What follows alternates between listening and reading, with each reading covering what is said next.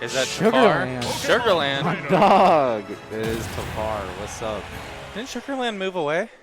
What's up? Didn't he go to North Carolina or something? Yeah, he's stuck in North Carolina. Aw. Okay. Anyways, we've got Pandarian versus Gengur. Yeah, we're just getting straight into it. Oh, yep, they're just going straight at Gengur. There's a Fox main from Oregon, Pandarian. You all know him. Yeah, and it looks like right now Pandarian kind of struggling. Gengur just really putting up the pressure. Really putting on the pressure right now. Doing a pretty good job of leg trapping.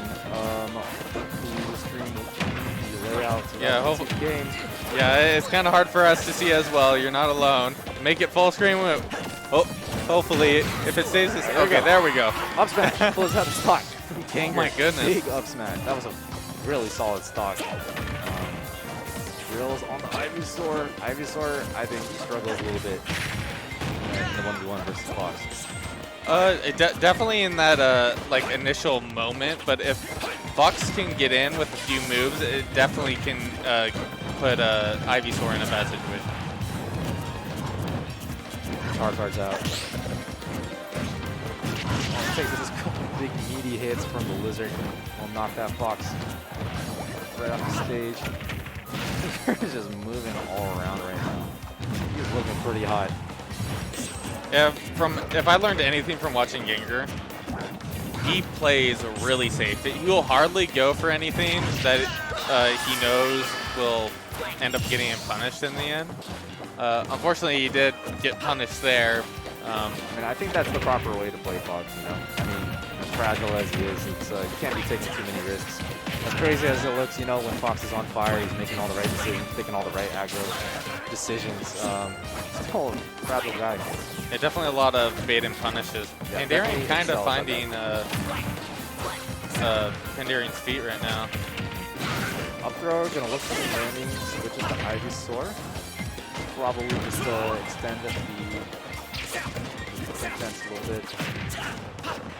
Looking for some nairs. Trying to call out some jumps, I think, because around at this percent, Fox is probably starting to look for some drills or some nairs to lead the up smash. Nairs Ivysaur's nairs are a pretty good option to beat those out. Great back air. Oh my goodness, I didn't even see that. Was that? That was a big Ivysaur. That was Vine Whip? Yeah, that was Vine Whip. That was a reversed Vine Whip to knock Gengur actually to the left. That was really good situational awareness from Pandarian. Drill. Awesome move to the up smash there. Gengur really trying to close out the stock here. And there he does. Charizard's tech rolls are so big. He's so big and so easy to react to. Yeah, when you have a big target like that, I feel like that's definitely when Fox is going to eat up Pokemon Trainer, is if you end up whiffing a few times with Charizard, you kind of set up yourself for a bad time. Oh, yeah. I mean, Fox gets in quick. Battered and bruised for sure. Pandarian sticking with the Squirtle in this situation. I think it was probably a good choice. You're not going to be caught by much being so small, and then you can definitely get a good chunk of percent on.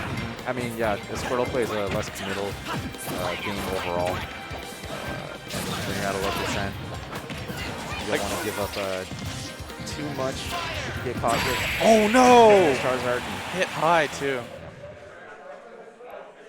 I've definitely learned from watching different Pokemon trainers. Usually the sweet spot for when they switch away from Squirtle will be around that 45 to 50%. Because I think in terms of like accidentally getting killed early, it can definitely become an issue.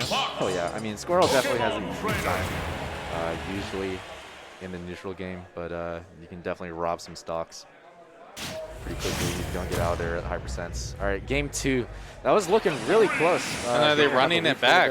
Pandarian did some good adaptation and brought it back.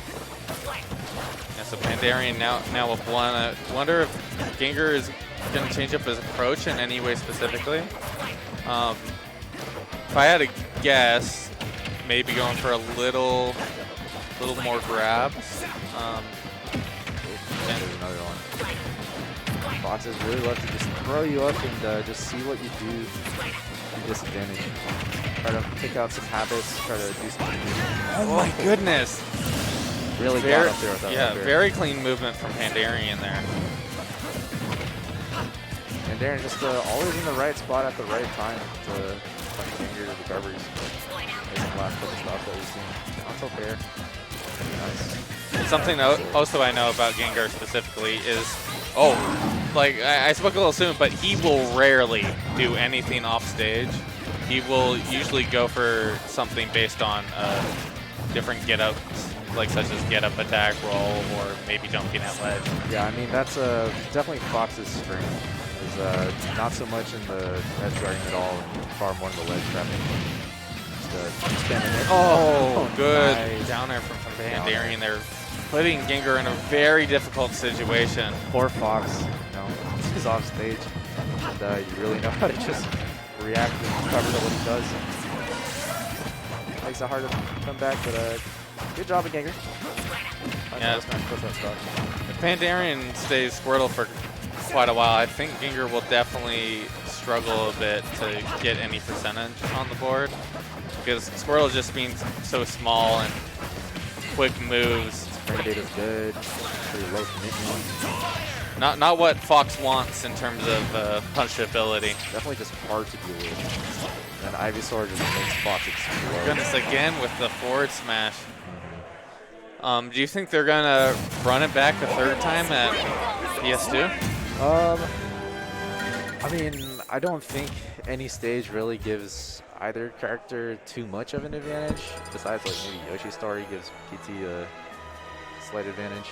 So I could see them going back, but I think they did change up Gengar off of the battlefield, I think, instead.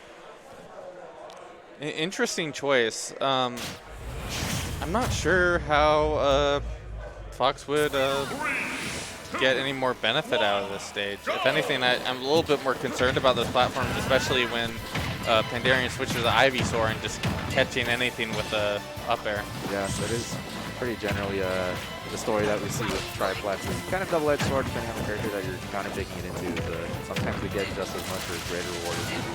But I think what Gengar wants is something for Pandarian to land on when he gets those up throws, because he hasn't been finding a lot of reward off them at all in the last couple of matches that we saw. Yeah, Pandarian really keeping up the pressure on Gengar. Gengar returning fire. Off stage. Very risky business. Right, see, that's a good spot for the platform for Fox David.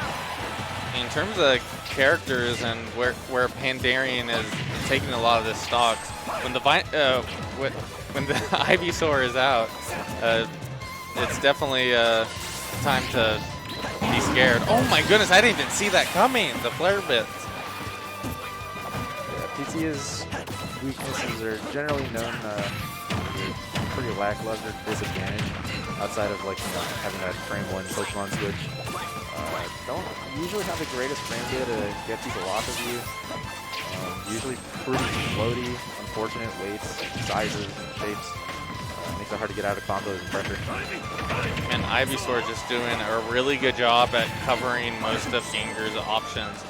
Oh no, that's too low. That's a down air. Even with the down air, there was a possibility that Gengar wasn't going to make it back, I think. Looking for landing options. Slides off, that's interesting. Yeah, really needs to just get this stock out of the way, especially if he wants to be able to take this game. It's going to take a lot out of Gengar to bring this game back. Darren just gets up smashed, looking for some kind of reversal move. Yeah, and these small little interactions already getting 44% on. Gengar just needs to get a hit and run with it, make it count. This Ivysaur is proving to be pretty difficult. Oh, I think this might be hit so here. Hard for Fox. As weak as I think I said that Ivysaur's neutral is generally versus Fox. Moves are big, high priority. She hits hard. And like any smash attack will definitely capture any approach Fox makes. Really? Oh my goodness. Like this is no small feat. Gengar is a crazy Fox player. Kind of shows